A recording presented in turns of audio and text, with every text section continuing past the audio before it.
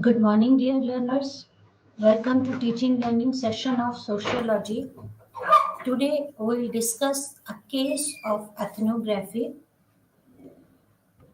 that is Argonauts of Western Pacific by B. Malinovisky. As we all know, B. Malinovisky was the one who started ethnography, and ethnography is a part of anthropology. Ethnography is a field study in which a researcher observes the subject under study, try to be the part of that culture, and then he interprets the culture of the subject from subject's point of view. The classic monograph authored by B. Malinovisky, entitled Argonauts of Western Pacific, first published in 1922. This is the classic monograph, and it was first published in 1922. Malinovisky studied the Trobriand island. Trobriand society is one of the holy places in anthropological cosmography, with Malinovisky first putting it on anthropological map. Malinovisky lived as a native among the natives for many months together, watching them daily at work and at play, conversing with them in their own tongue, and deriving all his information from the surest source. So Malinovisky learned their language. He lived with the natives of Torboint Island, and he learned their language, and he watched them daily at work, at play, conversed with them in their own language, in their own tongue, and by conversing them, by observing them, he derived all the information without the help of any interpreter.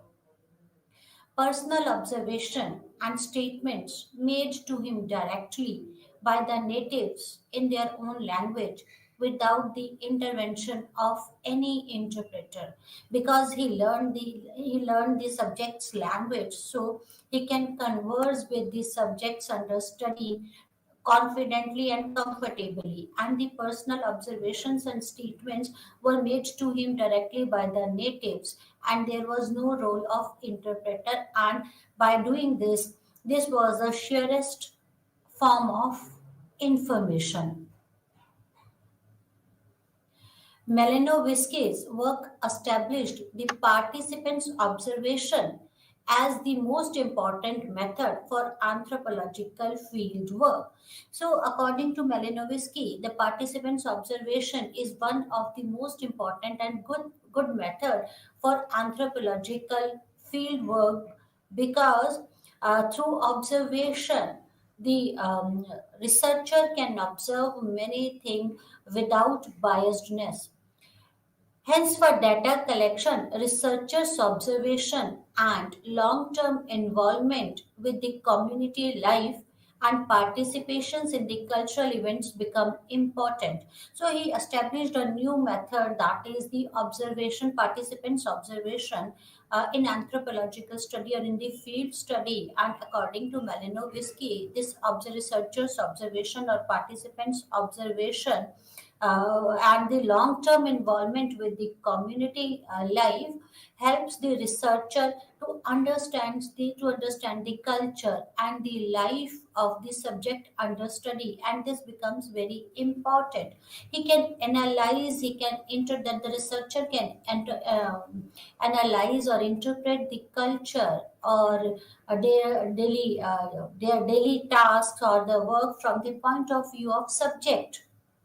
Why they were, if they are following some ritual, or if they are following some culture, why their culture is like that, why they are following the rituals, what is the reason behind that. Through observation and by becoming the part of that community, the researcher can understand the basic reasons behind the rituals, and can understand the culture better. The main focus of Malinovisky's book is remarkable system of exchange, locally called Kula. Kula in this island, Kula is exchange system. It is very important system among the islands, which is economic and commercial only in part, and which also examines the motives and feelings underlying this, with magic playing a very important role in it. Kula system is very important system of exchange of the material, and it is very important. It plays an important role in economic and commercially, but most important than the economic and the commercial role of more important than the commercial and the economic role of the Kula system, that is the motive and the feelings. There is a motives and the feeling lying behind this Kula system. And Malinovisky also studied about the magic, and this the magic is associated or plays a very important role in Kula system. Kula is nothing but the exchange of the material. It plays an important role in economics and commercial, but more than economic and commercial role, there are certain motives and feelings underlying this Kula system, this exchange system. And Malinovisky studied this Kula system extensively and thoroughly. The subject and method of this inquiry. Who were these subjects of this inquiry, and what methods Malinovisky adopted for this inquiry? The coastal population of South Sea islands, with very few exceptions, are or were before their extinction, were experts, navigators, and traders. They are daring sailors, manufacturers, and keen traders. The subjects were the coastal population of South Sea islands, right? And the coastal population of South Sea islands were daring sailors. They were industrialists. They were manufacturers, and they were the keen traders. The manufacturing center of important articles, such as they manufacture important articles like pottery, like stone implements, fine baskets, valued ornaments, are localized in several places. Definite form of exchange along with definite trade routes are to be found established between the various tribes. That is, there were various tribes in the coastal areas of the South Sea, and they were daring sailor. They manufactured products like pottery, like baskets, like ornaments, stone ornaments, and many other things. And they exchange these material, and they follow a definite trade routes between the various tribes. There was a definite defined trade routes, and they exchange the material with one another. The most remarkable form of intertribal trade is that obtaining between the Motu of Port Moresby and the tribes of Papuan Gulf. Although there was an inter-tribal exchange of the material, but the most remarkable inter-tribal exchange is between the Moto of Port Moresby and the tribes of Papuan Gulf. So, Papuan Gulf tribe and Moto of Port Moresby, they exchange their materials, their products, and they were indulged in the trades. The Motu sailed for hundreds of miles in heavy, unwieldy canoes called lakatoi, which are provided with the characteristic crab claw sails. They bring pottery and shell ornaments in olden days, stone blades to Gulf Papuans, from whom they obtained in exchange shago and heavy dugouts, which are used afterwards by the motor for constructions of their Lakotite canoes. So there was an intertribal exchange of material between the Motu tribe and the Papuan Gulf tribe, right? The Motu sailed to the Papuan Gulf in Lakottai, that is their unwieldy canoes is known as the Lakottai, and they brings the ornaments, shell ornaments, stone blades to the Gulf Papuan, and in exchange, they obtained sago and heavy dugouts from which they use these shells and sago and heavy ducts out for constructions of their Lakottai. There exists another a very extensive and highly complex trading system embracing with its ramification not only the island near the east end but penetrates into the mainland, including Trobriand. This trading system, the Kula, is the subject Malinowski described in this work, and will be seen that it is economic phenomenon of considerable theoretical importance. So there was an intertribal exchange of the material between the Moto tribe and the Gulf Papuans, right? But there an extensively and highly complex trading system exists there, not only at the east end, near the east end, but this system, the system known as the Kula system, Kula exchange system, it penetrates into the mainland, including the Trobriand Island. And the Kula system is very complex, very important. It is of economic and commercial importance as well as of the cultural importance. Right? And Malinowski studied about the Kula system in detail. He described the Kula system in very detail. It looms paramount in the tribal life of those native who live within its circuit, and importance is fully realized by the tribesmen themselves, whose ideas, ambitions, desires, and varieties are very much bound up with the Kula. Kula, no doubt, Kula is an economic and the is of economic and the commercial importance. But with Kula, there was associated with the ideas, with the ambitions, with the desires of the natives, of the tribesmen. Kula is a system, is an exchange system. It is economical phenomenon, but it also represents the status of the individual among the tribes. Malinowski noted that ethnographer has in the field the duty before him of drawing up all the rules and regularities of tribal life, all that is permanent and fixed, of giving an anatomy of their culture, of depicting constitutions of their society. As an ethnographer, according to Malinowski, it is the responsibility of the ethnographer to draw up the rules and regulations of the tribes, because there are no written rules and regulations of these tribes, and to understand their culture, it is the duty of the ethnographer, according to Malinowski, to depict the constitutions of this society, of the tribal society. There is no written or explicitly code of laws in these tribal societies, and their whole tribal tradition, the whole structure of their society, are embodied in the most elusive of all materials, the human beings. There is no written rules. They don't follow any written rules. These tribes just follow their instincts.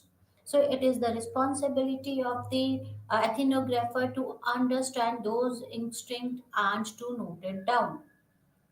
But not in the human mind or the memory are these laws are to be found definitely formulated. The native obey the forces and commands of the tribal code, but they don't comprehend them. Exactly, they obey their instinct and their impulses. There were no definite code of conduct, no definite rules to be followed, but they follow the tribal code, which is not definite type of a code. They just follow their instincts, and tribals just follow their instincts and the impulses. Malinowski observed this, that the tribes follow their instincts and the impulses. The country and the inhabitants of the Kula district. These tribes inhabit the easternmost end of the mainland of New Guinea and those islands scattered in the form of long drawn archipelago, which continues in the same southeasterly trend as the mainland, as if to bridge over the gap between the New Guinea and the Solomons. So majority of these tribe inhabits in the easternmost end of the mainland of New Guinea, and they were scattered in the form of long drawn archipelago, which continue the same southeasterly trends. The actual distribution of races in New Guinea shows the eastern part of the main island and the archipelago of New Guinea and their racial distribution of the natives. So these natives, the actual distribution of these races in the New Guinea, in the eastern part of the main island, these natives were mainly located in the eastern part of the main island, right? And there was a racial distribution of the natives. Natives were distributed on the basis of their races. So Malinowski observed that on these islands there was a caste and a class system, and these natives were distributed on the basis of their on the basis of their races. The interiors of the continent, the low sago swamps and deltas of Gulf of Papua, probably the greater part of the north coast of the southwest coast of New Guinea, are inhabited by a relatively tall, dark skinned, frizzly haired race. So, those who were tall, their skin was dark skinned, and frizzly haired type of a people, natives, actually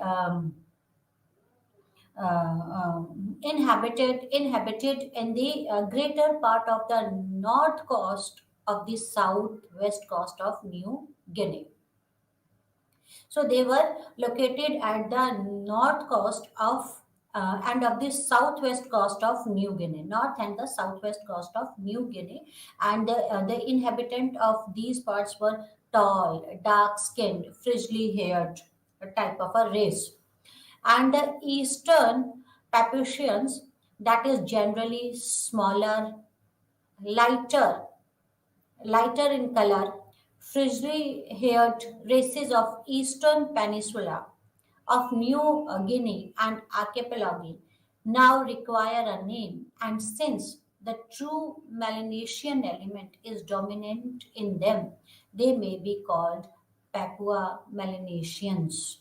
So, Papua Melanesians actually they were found in the eastern peninsula of New Guinea, and their characteristics were they were small, they were fair in color or lighter in color, and they even have the frizzly hair. while those natives who were found in the north and the south eastern southwestern part of the New Guinea, they were dark in color, they were taller, and they have freshly haired. And these in the eastern Papuchians, in the eastern part, they were not they were of the natives were of small size, of lighter in color, and they have the freshly hair, and they were known as called as the Papuan Melanesians. And the Melanesians, because why they are called the Papuan Melanesians? Because of the Melanesians element is dominant in them. The Papua Melanesians again can be divided into two groups. So those who found in the eastern part of this peninsula of New Guinea, they were again divided into two groups, the western and the eastern one. The Kula district lies at the easternmost end of the main island, and the archipelago lying in the east and the northeast. So, actually, this New Guinea is divided into two. The natives were divided on the basis of their races. Those who are of dark color, they have frizzly hair, they are tall. Those they were located at, they were inhabited at southwest and the north part of this island, and in the eastern part, the natives were lighter in color, they have frizzly hair, and they were smaller in size. Again, this Papuan, and these they are known as the Papua Melanesians, and Papua Melanesians is again divided into two groups, that is the western group and the eastern group. And the Kula process, that is the exchange of the material through Kula, it is actually lies at the easternmost end of the main island. Kula district lies at the easternmost end of the main island, and lying to its east and northeast. As per the Professor C.G. Segment, this area can be divided into two parts, a small northern portion comprising of Trobrians, the Marshall Bennets, the Woodlarks, as well as number of smaller islands such as Legolands. The far larger southern portion comprising the remainders of Massim domain. It is necessary to subdivide the northern Massim further into three groups. First, that is of the Trobriand Islanders or the Boyovans, the western branch.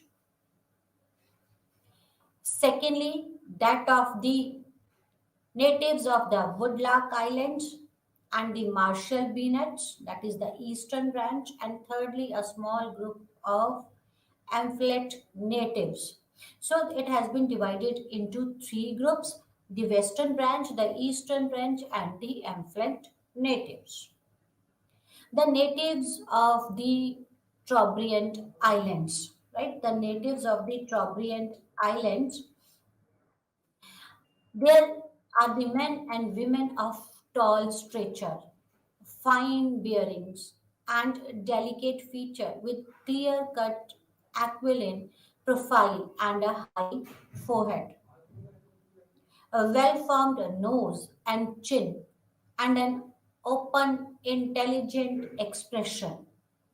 And besides these, there are other with prognatic negroids, negroid face, broad, thick lipped mouth, narrow foreheads, and the coarse expressions. The better featured have also markedly lighter skin.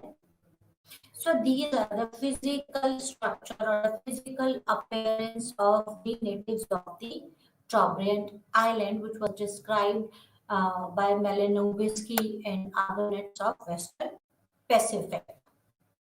They wear the same classes of ornament as the other Mason, consisting mainly of fiber armlets and belts, earrings, and spondylus discs.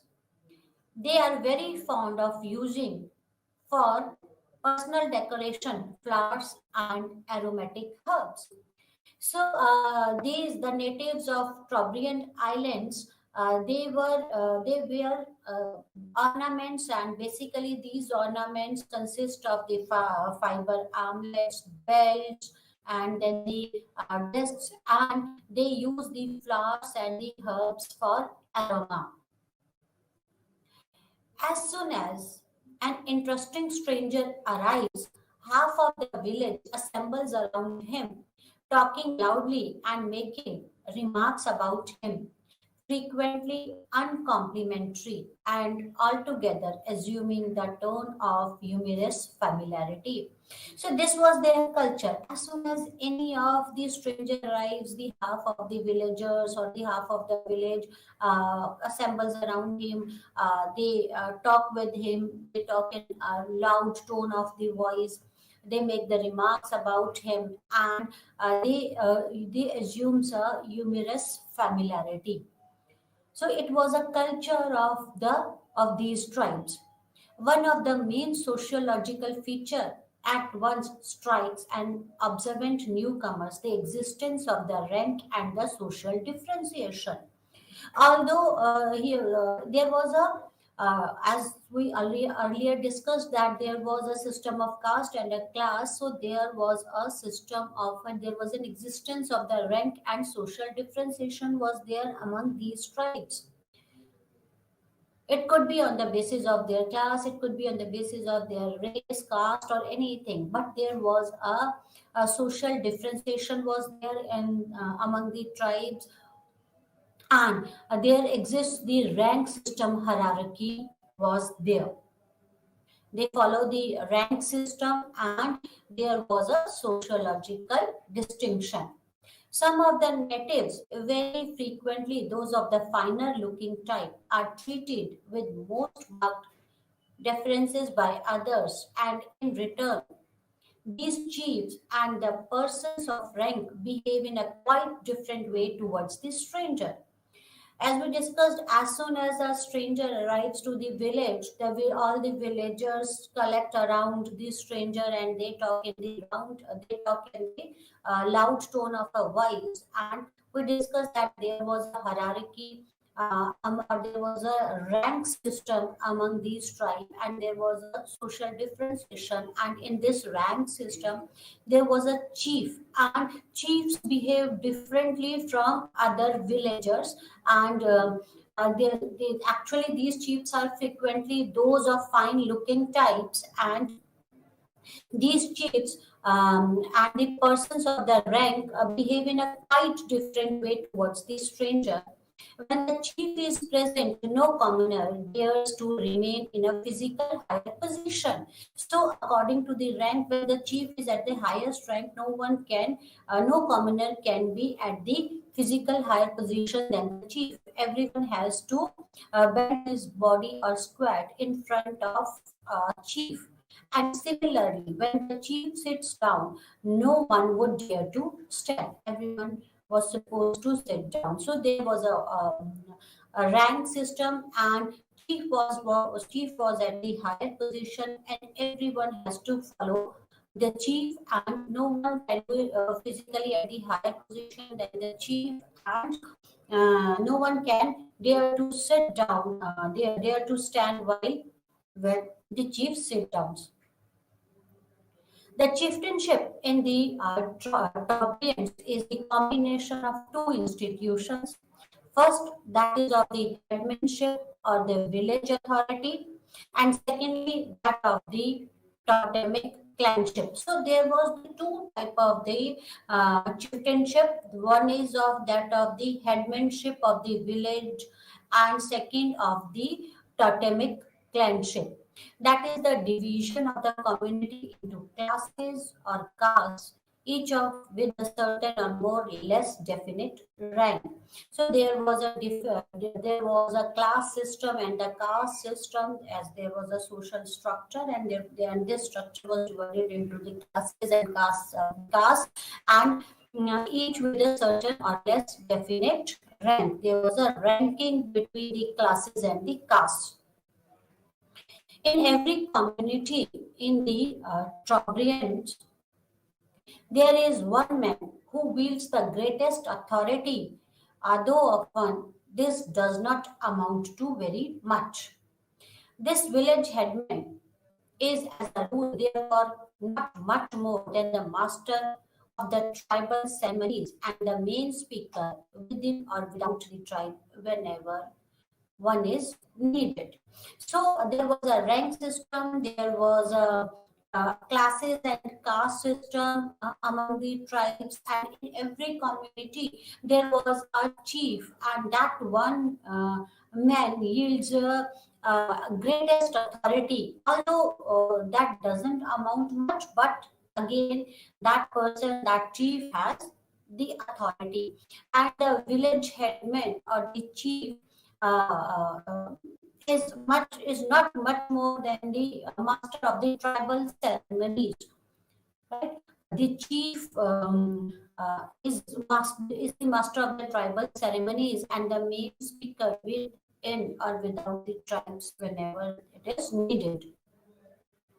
In the Trobrians, there exist four totemic clans, and each of these is divided into number of smaller subclans. The clan system was there, totemic clan system was there, and in Trobriand Islands there were main four clans, and these clans were further divided into subclans, smaller subclans. There is a certain amount of solidarity within the clan based on very vague feeling of communal affinity to the totem birds and animals. And these totemic clans were based on the birds and the animals. And there was a certain amount of solidarity within the clan. And it was why there was a solidarity within the clan. It is because of the vague feeling of communal affinity to the totem birds and the animals, right? And many social duties, such as performance of certain ceremonies, bind the members of the clan together. And the members of the clan perform certain ceremonies, so they come together, and these ceremonies bind the community people or the community of a clans together. But the real solidarity obtains only between the member of the subclan. Although there was a solidarity among the clans, but the basic or the actual real solidarity is obtained between the members of the subclan. They were actually bind together. The people of the subclan, there were the four clans, and these four clans were divided into many subclans. The magico-religious idea of the Trobrianders. Kula system is one of the important system. Again, magic is very important. Magic plays a very important role in Trobrianders, in the life of the Trobrianders. And Malinowski studied about this aspects of their culture. They are almost completely devoid of any fear of ghost, of any of these uncanny feelings. The spirit migrates immediately after the death to the island of Tuma, lying in the northwest of Burma.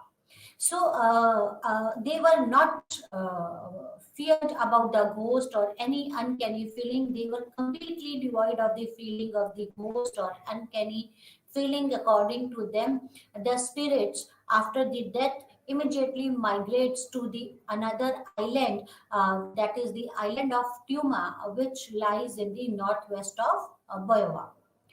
They return to visit their own villages once a year and take part in the big annual feast Mala, where they receive offering. As per the tribes, as per these tribes, They considered that they were not fear about the ghosts and any uncanny feelings. According to them, after the death, the spirits migrate to the another island, that is the island of the Tuma, that lies in the northwest of Bayawa. And these ghosts or these spirits visit their own villages once in a year, and they visit their villages once in a year to take part in their annual feast, that is known as the Mila Mala, where one receives the offering. This was the ritual. Diseases or death are also the result of magic or counter magic. They were not feared about the ghost or any ill spirit, but they were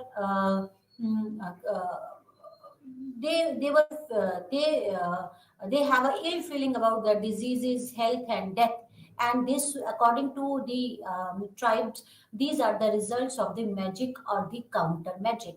A ritual, that is a death because of the age or a certain alignment, a short term alignment is considered okay, but a long term illness, a long term illness, or diseases which creates problem to the whole tribes, or a certain death, they considered it as a result of a magic or a counter magic. And magic is plays a very important role in the lives of Trobriand islanders. The Trobrianders have very complex and very definite set of theoretical views on these matter. They have a very complex and definite set of theoretical views. They consider, according to them, magic, especially the black magic, is very important and it plays a important role in their life. And the black magic is responsible for the diseases, health, or the death on their island. So magic plays an important role. It was a important aspects of the culture of Trobriand islanders. The essentials of the kula. The kula is a form of exchange of extensive intertribal character. It is carried out It is carried on by communities inhabiting a wide ring of islands which form a closed circuit. So, what is Kula? Kula is nothing but an exchange of material, exchange form. And it is an intertribal characteristics that the tribes exchange the ornaments or other elements among themselves, and it is carried on by communities.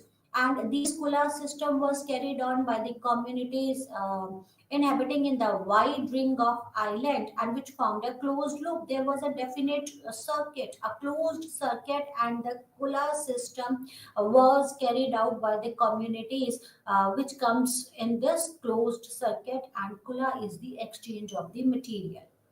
It is represented by the lines joining a number of islands to the north and east of the and east of the east end of New Guinea.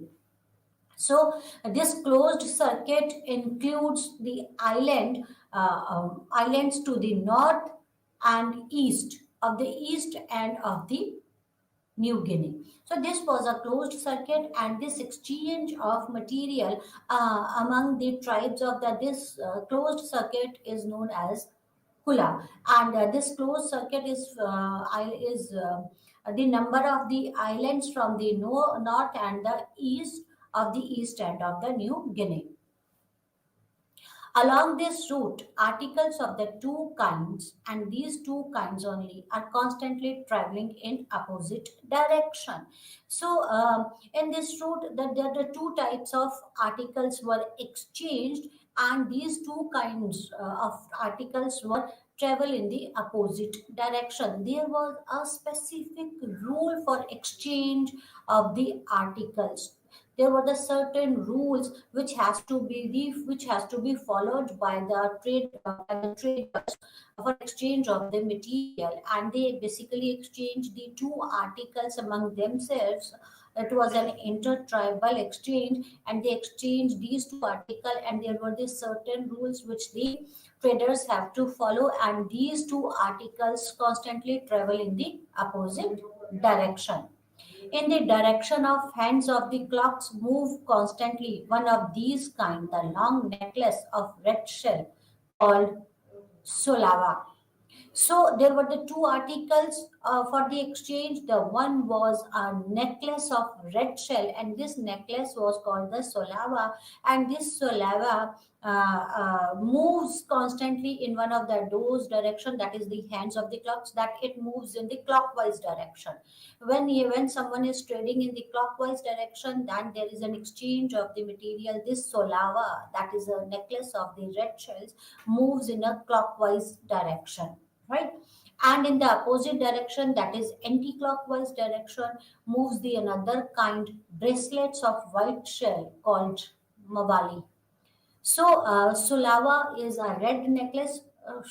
Necklace of the red shells moves in the clockwise direction, while the arm bracelet, the bracelet of the white shells, moves in anti-clockwise direction called mawali. Each of these articles, as it travels in its own direction on the closed circuit, meets on its way articles of other class and is constantly being exchanged for them.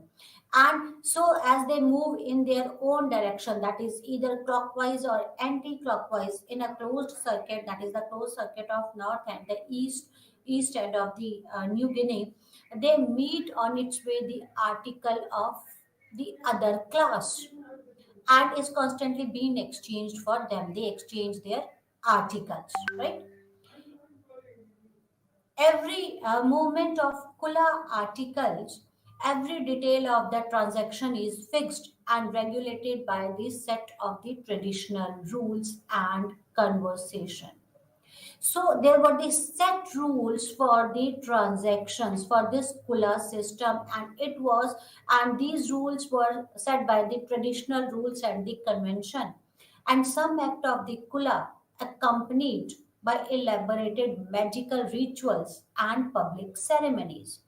See, as the articles, the Kula articles, there was a movement either in the clockwise or anti-clockwise direction, and the detail for the transaction of these articles were fixed, and they were set by the traditional rules, and that is the some act of the kula, that is the exchange of the few articles, are accompanied by magical rituals or public ceremonies. They were, see how important the kula is, that they were accompanied with the magical rituals and public ceremonies. And they see magic, how magic plays an important role in the lives of travelers. On every island, in every village, a more or less limited number of men take part in the kula. That is to say, receive the goods, hold them for a short time, and then pass them on. So, and not everyone can take part in the Kula system. On every island, in every village, less limited number of men take part in the Kula system. They receive the article, they hold the article for the short time, and then they have to pass it on. They cannot hold the article for forever. Therefore, every man who is in the Kula periodically, though not regularly, receives one or several arm shells or necklaces of the red shell discs, that is um, Mavli and the Sulava, and then has to hand it on to one of his partner from whom he receives the opposite community in exchange. Then this process goes on, that that there is a periodical exchange of these material, that they can receive the goods, they can hold them for the short time, and then they have to pass them on to the someone else. Thus, no man ever keeps any of the article for any length of time in his possession. The kula is not surreptitious and precautious form of exchange. It is, quite on contrary, rooted in myth, backed by traditional laws and surrounded with magical rights. So it was not a precarious form of the exchange, but this Kula system was rooted uh, by the traditional laws. This was their traditional law that everyone, no one can hold the article for a longer duration. Everyone has to exchange the article. They can hold the article for some time, and then they have to return it back to someone else. They have to hand it over to someone else, and this was backed by the traditional rules and the laws and surrounded by the magical rights, because magic was very important. All its main transactions are public and ceremonial and carried out according to definite rules. It is not done on the spur of moment but happens periodically at dates settled in advances, and it is carried on along a definite trade route which must lead to a fixed trysting places. So this is the Kula system is very important. It is done on this. It is not done on the spur of the moment, but it happens periodically. The dates were settled in the advance, and it is carried out along the definite trade routes, and there were a certain definite rules to carry out this Kula system. This partnership is a lifelong relationship. It implies various mutual duties and privileges and constitutes a type of intertribal relationship on an enormous scale. So, this was a type which constitutes an intertribal relationship. As to the economic mechanism of transactions, this is based on the specific form of credit, which implies a high degree of mutual trust and commercial honor, and this refers all to subsidiaries minor trade which accomplish the Kula proper. So Kula is carried out on a proper date. There were certain there was a certain rules to carry out the Kula, and the Kula is important. It constitutes the intertribal relationship, right? It is based on the this is based on the specific form of the credit and the high degree of mutual trust and commercial honor. The Kula is not done under stress of any need, since its main aim is to exchange the article which are no practical use. The objects are cherished because of the historical sentiment which surrounds them. So, as such, this was not carried out because of any stress, because of any need. They are of no practical importance. If we consider that you can sell it off and get the money, it is of no use, or get something else. But this was done. The Kula system was cherished because of the historical sentiments. The sentiments were attached with this Kula system. The exchange of these two classes of Vaga of the arm shells and the necklace constitutes the main act of the Kula. This exchange is not done freely, right and left, as opportunity offers and where whim leads. It is subject indeed to strict limitations and regulations. Two continuous streams will constantly flow on, the one of necklace following the hands of the clock and the other composed of the arm shells in the opposite direction. We will all discuss in this in detail. The list of the gifts, payments, and commercial transactions. There were certain pure type of the gifts. What are the pure types of the gift? The pure gift is an act in which an individual gives an object or renders a services without expecting anything, or without expecting or getting anything in return. This is not a type of a transaction very frequently met in Trobriand tribal life. Gifts in the Trobriand are conceived as a definite act with a social meaning rather than the transmission of the objects. It results that where social duties do not directly impose them, gifts are very rare. So peer gift is that type of a gift where the subject or the individual gives an object or renders services without expecting anything, and this is not a common type of the gift in this island, on the Trobriand islands, on the Trobriand tribal life. In this, the gifts are associated in this island. The gifts are associated with certain duties and obligations. The most important type of free gifts are the presence characteristics of relationship between the husband and the wife and the parents and the children. When the husband or the wife gives gifts to one another, and the parents, if the parents give some gifts to the children, that is the pure type of the gift. That is the most important type of the free gift. Among the Trobrianders, husband and wife own their own things separately, and if the two partner has a special part of the household goods under their control. And next is customary payments repaid irregularly and without strict equivalence. The most important of these are the annual payment received at the harvest by the men from the wife's brother. This is customary payment that the wife's brother has to pay the harvest or has to give the harvest to the wife's husband.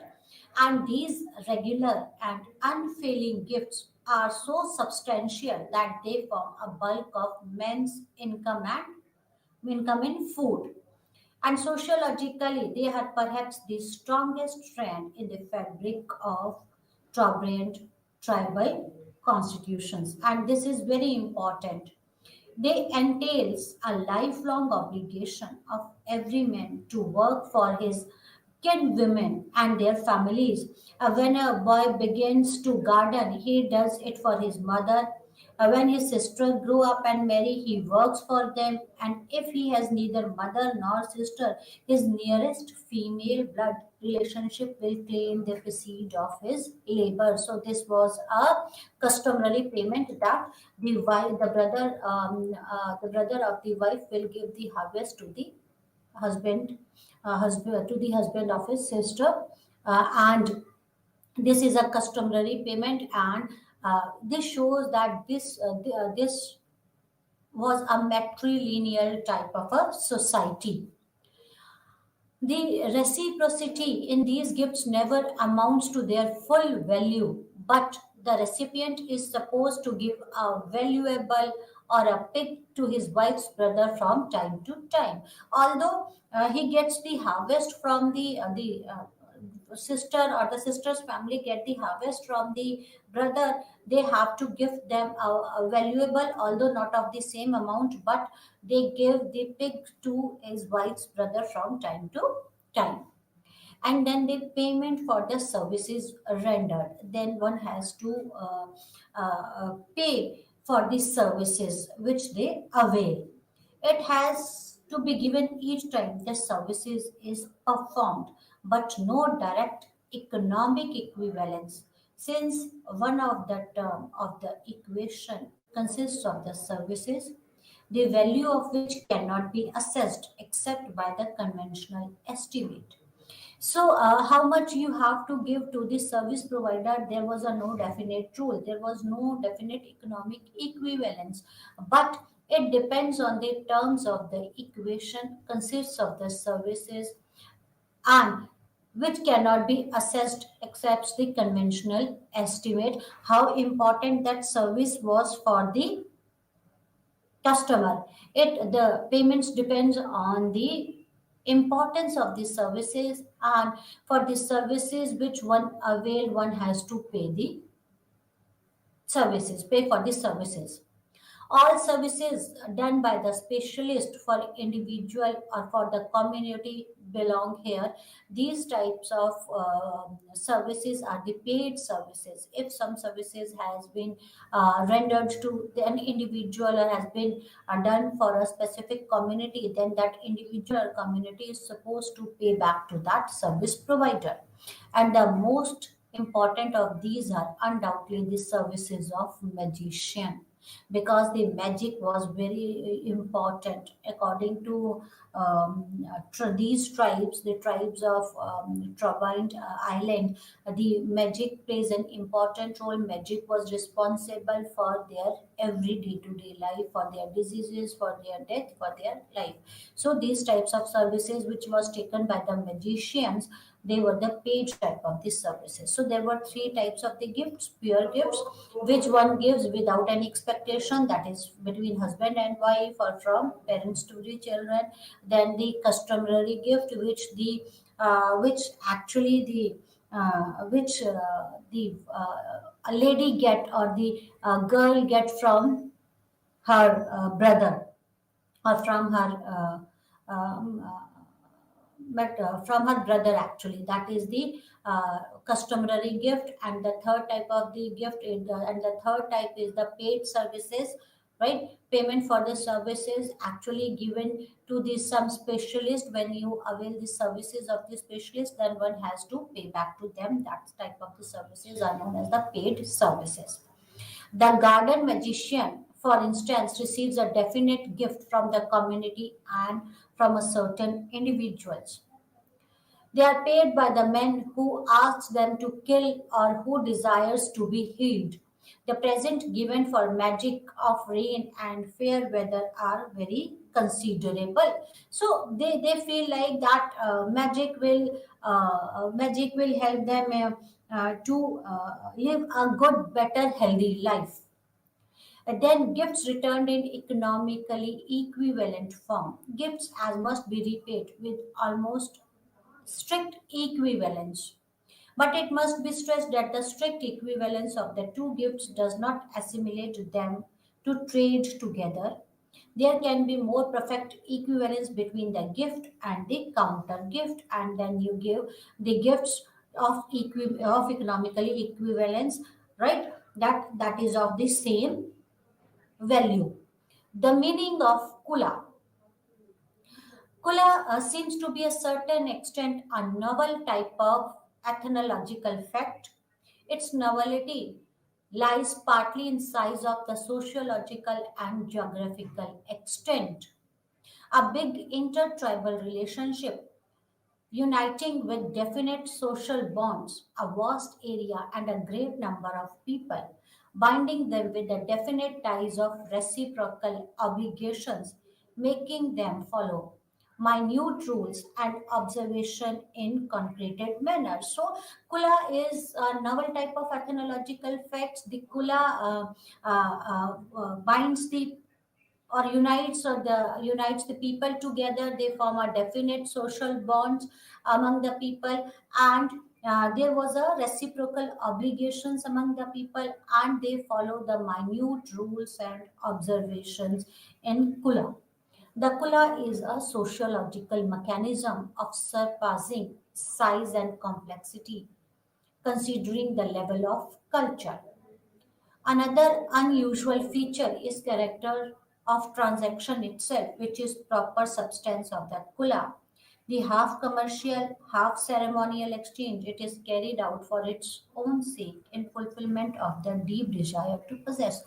Although there was of economic and commercial importance associated with the kula, but it was a half commercial type of a system. It was a half ceremonial exchange, and this kula is carried out actually for the fulfillment of the deep desire to possess, because those who possesses that sulava, that is the red chain or the red necklace and a white bracelet, those who possesses this shows that they have a higher status and the rank in the society.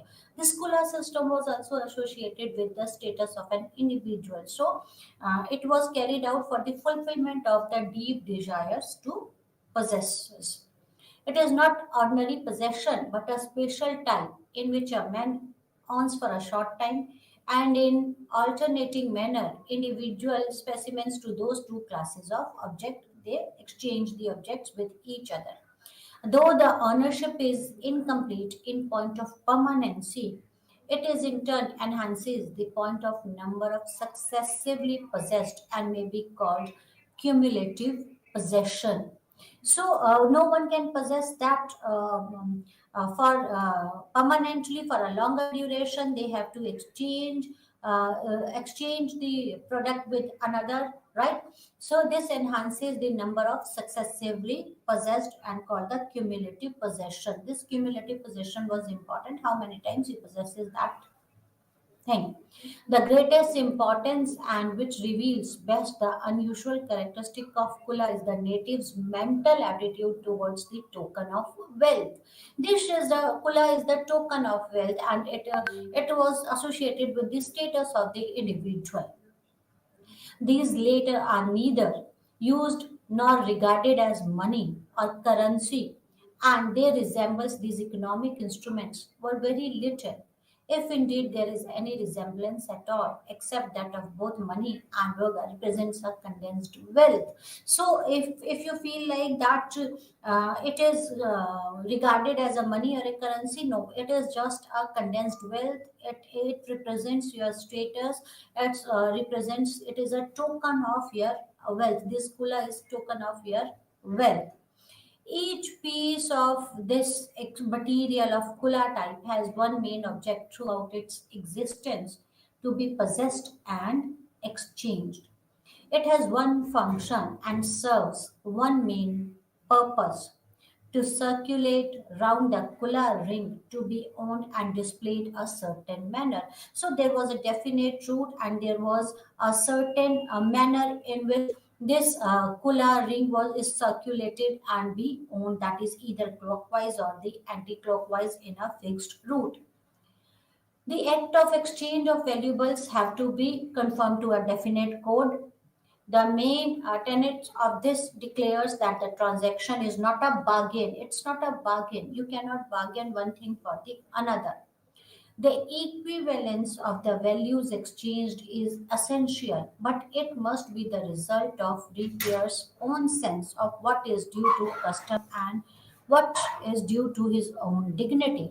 So it is very important that the exchange of the material is of equal value, but equal value is a result of the repayer's own sense. What is because of the customs you are exchanging the material, or because of the own dignity.